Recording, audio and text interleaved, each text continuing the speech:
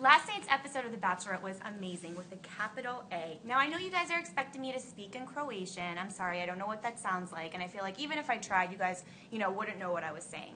But I felt so bad for Travis. Travis is genuinely just a nice guy, and you could just tell he was looking, to find this spark with Emily, and it just wasn't there. Throughout their whole date, it was like friend zone written all over it. And, she felt it, and unfortunately, she broke his poor little heart and sent him home. And I felt bad for him. It was sad seeing him kind of have this breakdown. And you know the saying, nice guys finish last? Well, sorry, Travis, you're like the poster child for that saying. Now, up next, the group date was so awesome. It was definitely by far my favorite group date. They did this Hunger-like game competition thing. And so for those of you who haven't seen the Hunger Games, it's basically a bunch of obstacle courses. So the first course was the bow and arrow. Now, look at my form. Bam. Bam. Pretty good, right? Okay. Actually, I'm just totally joking. Chris's was about 50 times worse. He was probably the most unathletic, uncoordinated guy I've seen in a really, really long time. But Sean, on the other hand, was, oh my gosh, I'm sweating, so hot. And he basically won every single competition. Now, later that night, it was very interesting to see the guys and how they really tried to maximize their time with Emily. They really, really wanted that one-on-one time with her.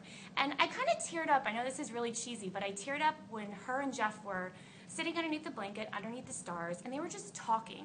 There was a sense of innocence between them and sort of this sweet, special moment that they shared. And I don't know, I just could see the chemistry and the connection between them. But actually, Chris stole the show again, and he, told Emily, I think I'm falling in love with you, so he dropped the L word. And I think she felt that sense of security, so she gave him the rose. Now, Playa Ryan was up next, and let's just say their date was sort of bipolar. It was like a roller coaster, up and down and up and down, and there were some really great moments and some really, really not okay moments. And so I think in the end, she just decided it was too inconsistent, and I think she just said, I'm not the right girl for you.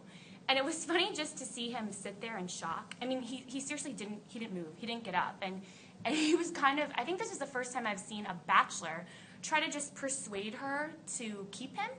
And for a second, I was like, oh my gosh, she's totally going to keep him.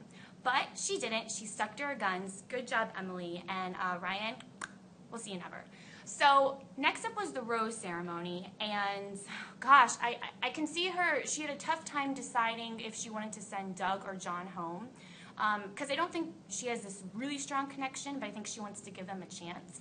So she did something that's never been done before. She asked Chris Harrison for another rose, and he did give it to her. So she actually kept both John and Doug and sent no one home. So the bachelors, the remaining 6, and Emily are going to Prague next. And I am so excited because next Monday we're going to see how Emily will react to Ari, number 1, hooking up with a producer. And then also Emily will reveal her final 4 men. So don't forget to tune in to next Monday's new episode of The Bachelorette at 7 p.m. right here on ABC. And please, please, please talk to me at Twitter at #BacheloretteHI. Thanks, guys. Have a great day.